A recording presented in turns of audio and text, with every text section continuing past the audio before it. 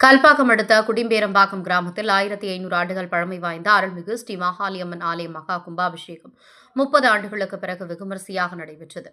செங்கல்பட்டு மாவட்டம் கல்பாக்கம் அடுத்த குடிபேரம்பாக்கம் கிராமத்தில் சுமார் 1500 ஆண்டுகள் பழமை வாய்ந்த அருள்மிகு ஸ்ரீ மகாலிங்கம்மன் ஆலயம், அருள்மிகு ஸ்ரீ செல்வ விநாயகர் ஆலயம் மற்றும் ஸ்ரீ அரும்பாத்தம்மன் ஆலயத்தில் கும்பாபிஷேக விழா 30 ஆண்டுகளுக்கு பிறகு வெகுமரிசையாக நடைபெற்றது. 1500 ஆண்டுகள் பழமை வாய்ந்த இந்த ஆலயம் சிதிலமடைந்த நிலையில் அதனை புனரமைத்து கும்பாபிஷேகம் நடத்தின குடிபேரம்பாக்கம், வேலங்காடு, நாகன் கொல்லை கிராமங்களைச் சேர்ந்த பொதுமக்கள் முடிவு செய்து ஆலய திருப்பணிகள் நிறைவுற்று கும்பாபிஷேகம் நடத்தின. தயாரான நிலையில் கடந்த செவ்வாய்க்கிழமை முதல் காலையாக பூஜையுடன் பல்வேறு வேள்விகள் துவங்கி நேற்று காலை 2ஆம் கால யாக பூஜை மற்றும் 3ஆம் கால யாக பூஜை என பல்வேறு யாகசாலை வேள்விகள் முடிவுற்று காலை 4ஆம் கால பூஜையுடன் யாகசாலையிலிருந்து புனித நீர் உள்ள கலசத்தை சிவாச்சாரியார்கள் கொண்டு சென்று கோபுர விமானசத்துக்கும் மூலவர்கள் மகாலிங்கம், செல்வ விநாயகர், அரும்பாத்தம்மன் ஆகியோருக்கு புனித நீரை ஊற்றி மகா கும்பாபிஷேகம் சர்வ வாத்தியங்கள் மற்றும் வான வேடிக்கை முழங்க சிறப்பாக நடைபெற்றது.